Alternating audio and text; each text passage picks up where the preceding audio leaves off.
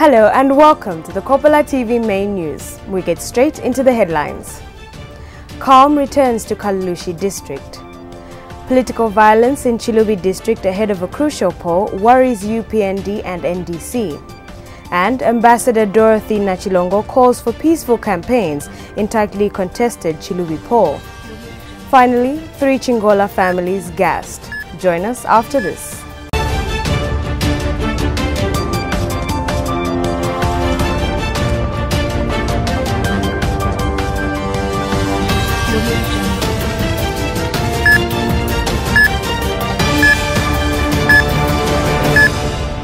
To present the Kopala TV main news, my name is Wabwila Musongole. Calm has returned to the mining town of Kalulushi following riots in some parts of the district last night. The riots were sparked by allegations of a suspected ritual murder in the quiet mining town. Blessings Malama has the rest of the details. The small mining town of Kalulushi on the Copper Belt is usually relatively quiet. However, criminal elements have been causing havoc in the area. The town has in the last few weeks witnessed a number of house break-ins. Lately, rumors have gone awash on social media suggesting that there are ritual killings in the town, an allegation police deny. Despite police setting the record straight over this matter, fear has still gripped residents here. On Thursday evening, Kalulushi residents protested in the central business district. This was after word went round that a body had been discovered and allegedly dumped by ritualists. This prompted residents to riot. The situation in Kalulushi is not quite good. Talking now, we are in the community where, there was a confusion in the market. One man, was accused of, abducting a child, which was not true. So we have instructed the police to make sure that, they get down to the truth of the matter. Mr. Siachisumo has, however, confirmed that a dead body was indeed found near Kalulushi Basic School, but was quick to say that this had nothing to do with any ritual killing. It's true they found a dead body, but the cause of death is not known. Siachisumo has also disclosed that a number of households in Kalulushi were last evening gassed. Like today, we had 19 homes which were gassed with some chemicals, and people are now living in fear because of that. Now, my appeal, to the members of the public is that they should work together with the police so that we are able, to make sure that, these people who are doing these things are brought to book. Authorities in Kalulushi are urging residents to stop peddling rumors on allegations of ritual killings. Calm has since returned to Kalulushi district. Blessings Malama, Kopala TV News in Kalulushi. Unknown people have gassed 3 households in Chingola district on the Copper Belt. We have Blessings Malama once again. It has been a busy week for Police Deputy Inspector General of Police Bonnie Kapeso, who has temporarily set up base in Chingola on the Copper Belt. Mr. Kapeso is leading a crack squad that has been dispatched to the area following cases of suspected ritual killings in the district. Several Chingola families have also been gassed by unknown persons whose motive remains suspicious. Several people have also been rounded up by police in connection with the criminal vices in Chingola. Mr. Kapeso has further disclosed that 3 other families were gassed on Thursday evening. The security situation is good, although last night again we recorded only 3 households that were sprayed. So, meaning that the situation is improving. The police deputy IG has described the security situation in Chingola as calm. Blessings Malama, Kopala TV News in Chingola. To politics now, two opposition political parties have accused the governing PF of perpetrating political violence in Chilubi district of Northern Province ahead of a crucial parliamentary by-election next month. Victoria Mukopo has more. It is a parliamentary by-election that has been allegedly marred by allegations of corruption and violence. No wonder the two main opposition political parties, the UPND and NDC, have indicated that they might pull out of the poll. The two opposition political groupings have held a joint press briefing in Lusaka, where they have given the Electoral Commission of Zambia (ECZ) 3 days to address the violence and electoral malpractices that the governing party is perpetuating. The two political parties have described the political situation in Chilubi as extremely hostile.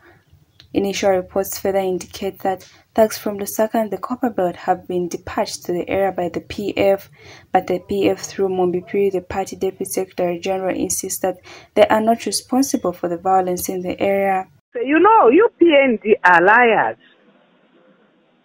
And how do I, from their top leadership to the bottom, they are liars. And I'm glad that the people of Zambia have realized that they are dealing with the people who are not truthful. And I can attest to their lying. Example is ZNBC sold? Has Zafiko been sold? Has the Lusaka International Airport been sold? Has Zesco been sold? I can cite so many examples. No, but from me, the way I understand them, because they always want to get sympathy from people. The UPND wants the police to ensure that the law and order is maintained in the area. Meaning, how can they be violent? UPND youths have never been violent. That is just a fact. We have always said that we are not a violent political party. We do not have violent youths. We are a very sober political party. The UPND and NDC are threatening to pull out of the Chilubi race if both the ECZ and police do not move in to restore normalcy in Chilubi. Victoria Mukopo, Kopala TV News in Kitwe. Former Zambia's Deputy Ambassador to Namibia, Dorothy Nachilongo, is disturbed with the pockets of political violence reported in Chilubi district ahead of next month's February 13th parliamentary by-election. Ambassador Nachilongo, who also served in Ethiopia, says politics is about competing ideas, not violence. Ms. Nachilongo is calling for clean campaigns by all the 5 competing political parties jostling for the seat. Urging all the parties in Chilubi Island to campaign peacefully. You know, we should value peace. Campaign time in a by-election is not time for violence. Violence must be condemned by every well-meaning Zambian. Time for campaigning is time to sell your manifesto. It's time to tell the electorate what you've been doing in the constituency. It's time to explain what you do in the future once elected. It's not time for manipulation. Manipulating smaller parties, taking advantage of them because of big muscle. In case you have just tuned in, you're watching the Kopala TV main news. Join us after this.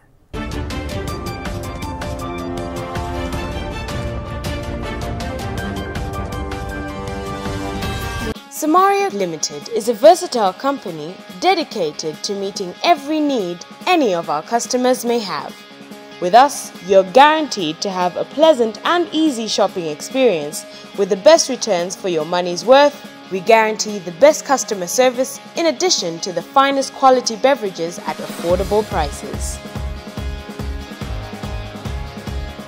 We have all your hardware requirements, from roofing sheets, wiring, piping, and much more. At Samaria Limited, we believe in good workmanship. Working well with one another is what gets our job done. Stationery is an essential. Whether it's a pencil for your personal drawings and designs or a roll of paper for the company printer, we've got you covered. We stock various brands simply for your preference. We have an Airtel booth within our premises with airtime ready and available for all customers. We also offer Airtel Money services for easy money transactions and efficient clerks to attend to you, ensuring a fast and smooth procedure. If you're in need of any electronics, our store should be your go-to, with appliances ranging from household specifics to industrial commodities such as generators and inverters. If you need it, we have it. Our wholesale store stocks the best quality in food and other products, including cleaning necessities. And above all, our affordable prices ensure that you know how much we value you. You can find Samaria Limited along President Avenue North, opposite Zambia Railways in Dola, or call us on 0212 613 336 or 0212 619 992. Samaria Limited, your one-stop center for all you need. Looking for an opportunity to grow your business? Well, Kopala TV has good news for all small-scale businesses. You can now advertise on Kopala TV's Makwebo. Bonseba na mayo na bashtata. Iseni mulangishe amakwebo yenu pamutengo uachepa nga 100 kwacha. Yes, you heard right. For as low as 100 kwacha, your business will get its peak. Whatever the business, we will advertise. All you need to do is send a text of what your business offers, indicating the name, location, and contact details to the number below. Payment for the advertising spot can be made through MTN mobile money on the number down below. Makwebo, make your business known.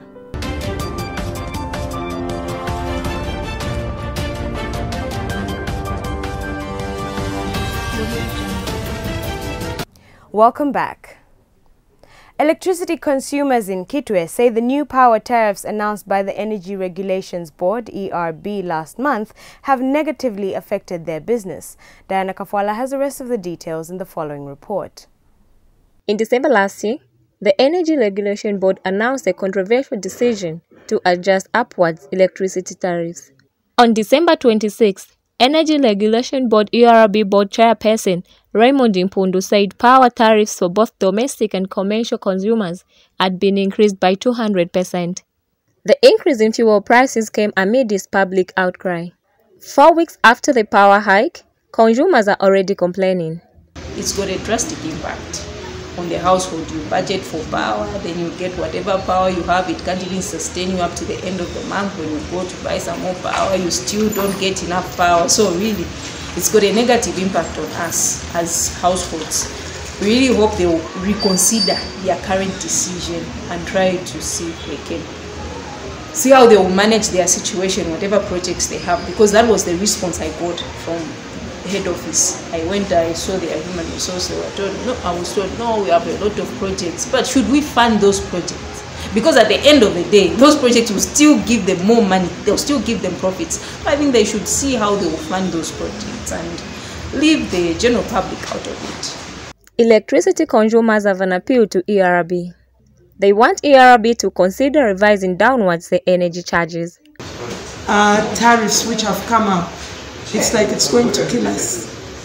Just for the whole of this month up to date to the 30th of January, starting from the 1st up to date, we have bought power for like 1,700 plus. Imagine where you are buying power for 500 kwacha, and then you are given 234 units. You buy power for 100 kwacha, you get 44 units.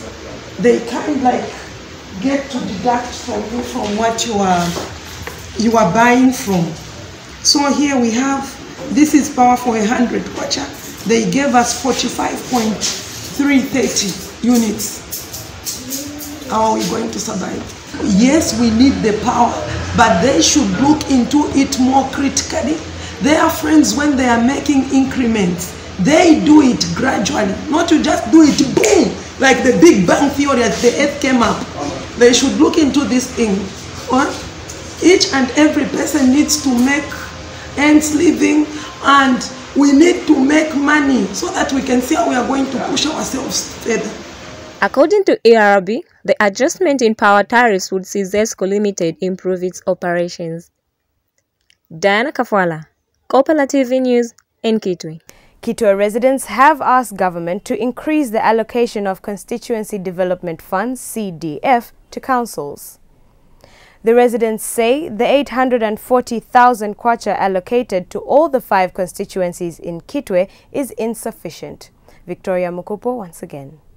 Constituency Development Fund is the money intended to help constituencies in Zambia to meet their developmental challenges. Government, through the Ministry of Local Government, has disbursed 480,000 kwacha Constituency Development Fund (CDF) for the first quarter to Kitwe districts on the Copper Belt. The money will be equally dispersed to other 5 constituencies in the town. The funds under CDF are expected to be channeled towards developmental projects under various wards in the city. Kitwe residents spoken to say the CDF allocation for Kitwe is insufficient. This is because Kitwe is the 3rd largest city alongside Lusaka and Ndola, with a population of over 522,000 residents. Kulingana na population ya Mkitwe ndala mashache basi tu moto afal kwa kanya mpuko kwa tuwaisa tuwamisha kona ya pano pabushi putisha isha kofe batuku kwa nina fetete fia difudishe fia kaina filifu aiko. Kitwe residents said the 840 allocation for Kitwe, that has 28 wards, should be increased. Kozi mutuma santro ziambianga walolesha imshina ngukuya kuma nani kuma liba side ukunga walolesha na mukati mungana imishi ama emise baba awamyafi nishesha kwa bati muleshi mona ishipitamo sana abantu muleshi nomanga ba mukati sana imise boshali onaika. All what I can say about the CDF money, we are not benefiting. I've nothing to say. This is what I can say. The Kitwe City Council notes that priority works in respective wards will be determined through concessions by residents during community meetings organized by ward development committees. Victoria Mukopo, Kopala TV News in Kitwe. In case you have just tuned in, you are watching the Kopala TV main news. Join us after the break.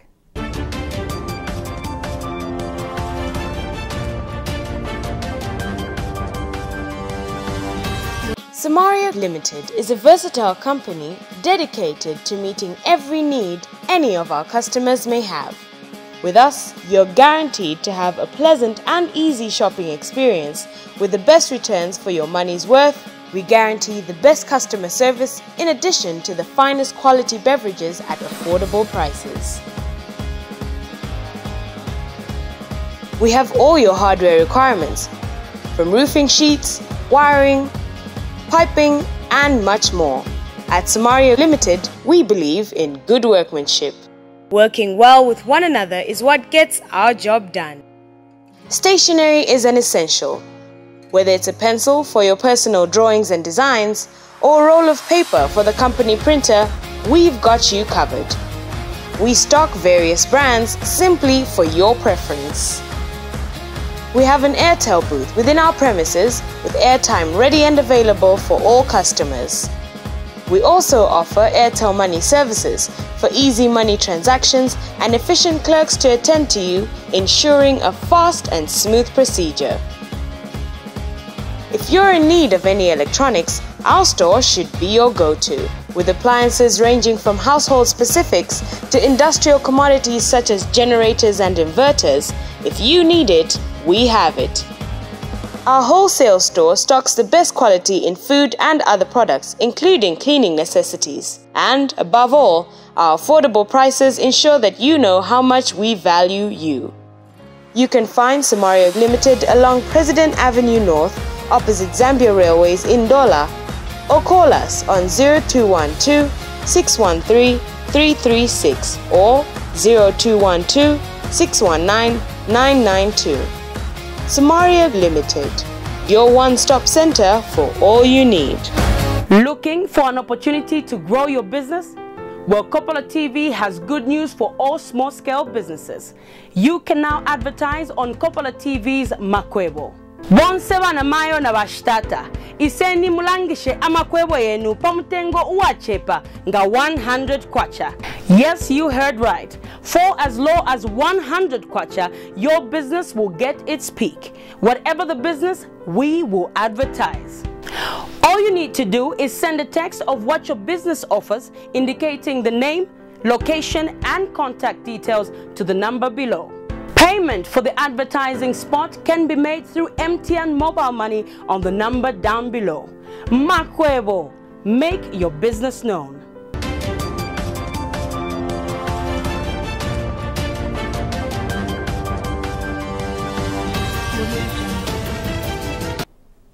Welcome back. In foreign news, the World Health Organization, WHO, has now declared the Chinese coronavirus a global emergency, as the death toll has now risen to 200 people in China and has spread to 18 other countries. We monitored Al Jazeera for this report. Declaring an international public health emergency is rare, but with the coronavirus spreading globally, the World Health Organization says it warrants a coordinated international response. I'm declaring a public health emergency of international concern over the global outbreak of novel coronavirus. The main reason for this declaration is not because of what is happening in China, but because of what is happening in other countries. Our greatest concern is the potential for the virus to spread to countries with weaker health systems and which are ill-prepared to deal with it. Countries like India, one of the latest to report cases of the respiratory disease. Until now, individual nations have made their own decision in response to the outbreak. In Italy, more than 6,000 tourists were under lockdown aboard a cruise ship near Rome after 2 Chinese passengers displayed flu-like symptoms. The couple were put into isolation until their test results came back negative for coronavirus. Meanwhile, evacuations of foreign nationals from Wuhan continue. Turkey sent a military cargo plane to bring back 35 Turkish and 10 Azerbaijani citizens and their families. All, including the crew, will now be put under quarantine for 14 days. The EU is bringing back another 350 Europeans on a flight into Portugal, and 150 British nationals will touch down in the UK on Friday. This as a number of commercial airlines suspended flights to China, a decision the WHO is now asking them to revise. Why did you take this decision? Why? What is the science supporting this decision? Could you reconsider this decision? And we suggested to WHO that WHO should inform the world about transparency concerning these measures, which should not constitute an example to follow, but a decision to reconsider. For China, the WHO only had praise for their efforts to contain the virus, but it is still spreading fast. Their message, what will protect us is not fear and aversion, but solidarity and cooperation. Charlie Angela, Al Jazeera. Let's go live now to Scott Heidler. He is in Beijing. Scott, many countries are trying to get their citizens out of Hubei, but China is looking to bring its expats back. Yes, it's a very interesting move by China. What they're going to do is they're going to dispatch charter aircraft, they haven't said exactly where, to bring those residents, those citizens of China who are residents of these affected areas back into China. Now, it said, it didn't really go into too much detail. It just said because of the difficulties they're facing. So most likely that is because there has been definitely cancellation of all flights into where they're from, Wuhan City or Hubei province in general, but also because other airlines are canceling their flights into China generally, so it's become much more difficult for Chinese citizens who are abroad to come back home. It'll be interesting to see where these charter aircraft actually land. Wuhan Airport is obviously open to charter aircraft only, as we're seeing those evacuations from the growing list of nations who are taking their citizens out of Wuhan. So it'll be interesting to see what happens with these Chinese citizens. Are they going to fly them straight back into Wuhan who are from there, or is it going to land in a different city and then they'll take them down by special bus? We're not sure yet, and obviously they'll have to make some decisions about where they keep them and if they do actually go into the affected area. So it's an interesting move by China. The one thing that they announced over the last couple of days is they're also going to dispatch charter aircraft into Wuhan, or in the Hubei province area, affected area, to bring people Chinese citizens who aren't from there, who are tourists stuck in there. Obviously, they're going to test them. Then they'll bring them out, and so they have the opportunity to go back to their homes in other places in China. So the Chinese government trying to work for their citizens as well, as we're seeing this airlift out of Wuhan for foreign citizens. And Scott, the numbers of infections continues to grow. What's the latest in terms of containment efforts?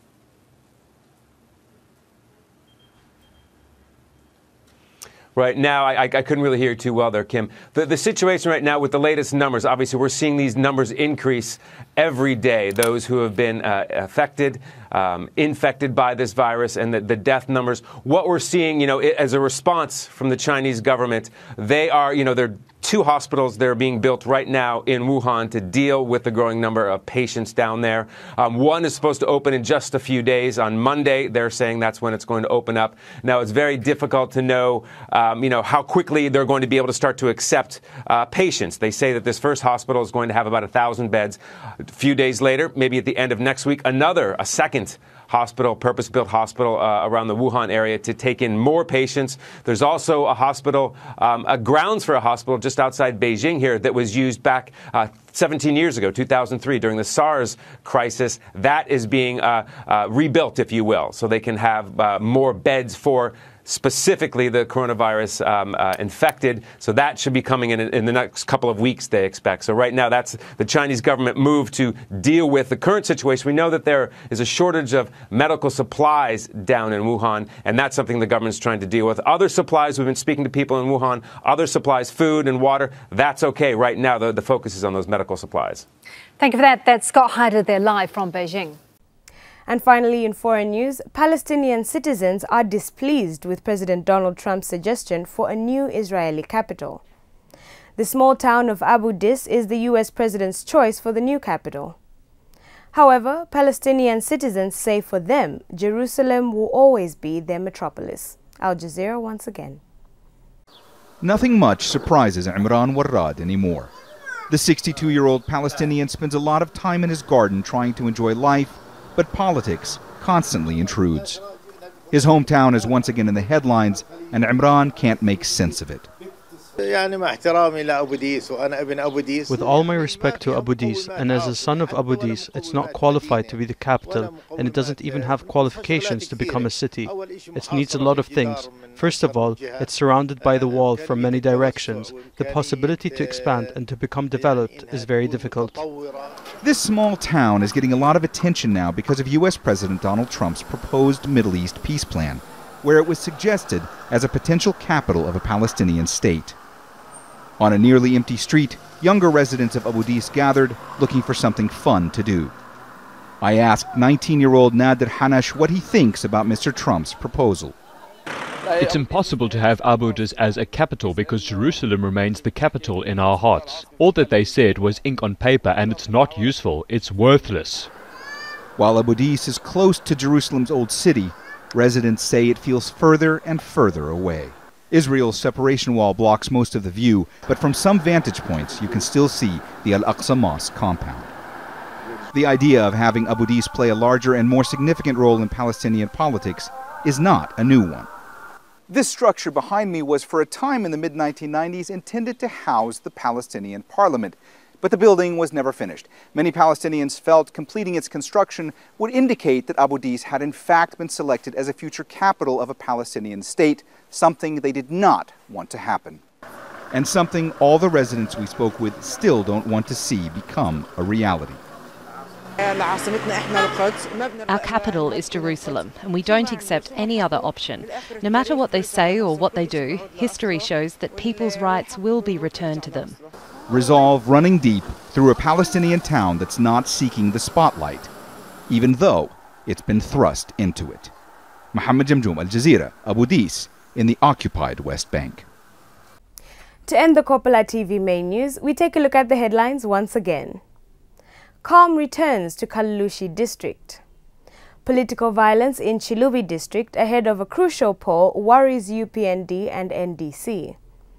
Ambassador Dorothy Nachilongo calls for peaceful campaigns in tightly contested Chilubi poll. And 3 Chingola families gassed. Thank you for watching the Kopala TV main news. My name is Wabula Musongole. Enjoy the rest of your day.